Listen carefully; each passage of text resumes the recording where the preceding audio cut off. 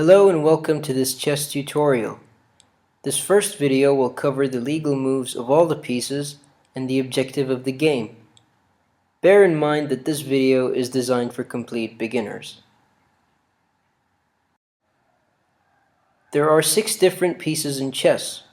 From left to right, they are the king, queen, bishop, knight, rook, and pawn. At the beginning of the game, a player starts with 1 king, 1 queen, 2 bishops, 2 knights, 2 rooks, and 8 pawns. A player can have either white pieces or black pieces, and the player with white pieces starts first.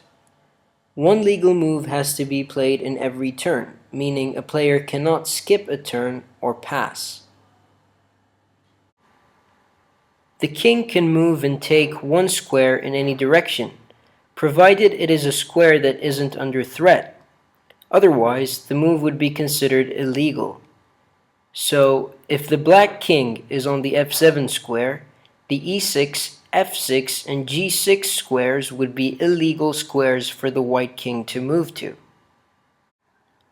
The queen can move and take horizontally, vertically, and diagonally any number of squares, provided its path isn't blocked by another piece. The bishop can move and take diagonally to any square, provided that its path isn't blocked by another piece. You will notice that that means it can only move to squares with the same color of the square it is already on, in this example, light squares. Each player begins the game with 2 bishops, a light squared bishop and a dark squared bishop. The way the knight moves and takes can be thought of like this. You move 2 squares in either a horizontal or a vertical direction, and then you move 1 square perpendicular to the direction you've initially moved. So, if the knight on d4 moves vertically upwards to the d6 square, it would still have to move to either c6 or e6. The knight is also the only piece that is able to jump over pieces blocking its way. It is worth mentioning that if your knight is initially on a dark square, it will end up on a light square, and the opposite is true. The rook moves and takes in a horizontal and vertical direction, any number of squares, provided that its path isn't blocked by another piece. If a pawn hasn't moved already, you have the option of moving it forward either 1 or 2 squares. If a pawn has already moved, it can only move forward 1 square. A pawn cannot take a piece that is in front of it. It can only take pieces that are 1 square to its top right or top left. In this example, the pawn on c6 can either take the black rook on b7, the black rook on d7, or continue moving 1 square forward.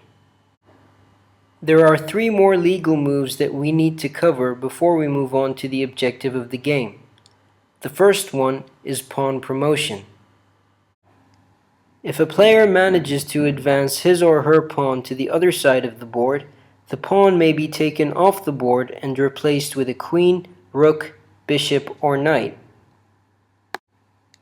The next legal move we will cover is castling. The picture on the right is the position before castling, and the one on the left is after castling. There are some rules to castling.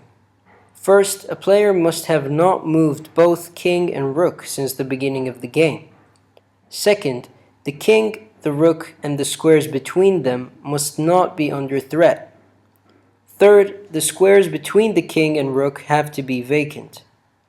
In this example, white is castling kingside and black is castling queenside. The king moves 2 squares in the direction of the rook, and the rook is placed on the first square the king passes. The final legal move we will cover is known as en passant. I hope I'm pronouncing that correctly. It is French for in passing. In this example, your opponent has their black pawn positioned on b4. Your a2 pawn hasn't moved still, so you can move it 2 squares forward to a4. However, if you do that, your opponent has the option in their next turn to capture your pawn as if it were on a3 instead of a4. This can only be done in the next turn immediately. If another move is played, your opponent loses the right to this move. There is a number of ways a chess game could end. The first way, and the main objective, is delivering checkmate. If a king is under threat, but it can move in the next turn to safety, it is under check. However, if a king is under check and there is no way to get the king safe, the king is under checkmate and loses. When under check, a player can either move their king, move another piece to capture the piece threatening the king, or move another piece to block the threat. Checks from all pieces can be blocked, except the check from a knight because it can jump over pieces. The second way a game could end would be if either player decided to resign at some point during the game. Often when material is equal and the game seems to be going nowhere, a player could offer their opponent a draw. The opponent has the right to refuse and the game would continue. Stalemate occurs when a player's king isn't under check, but the player has no legal moves to play. Stalemate means both players draw. If no checkmate can be delivered using the pieces that have remained on the board, the game ends with a draw. If no captures are made in 50 moves, either player has the right to claim a draw.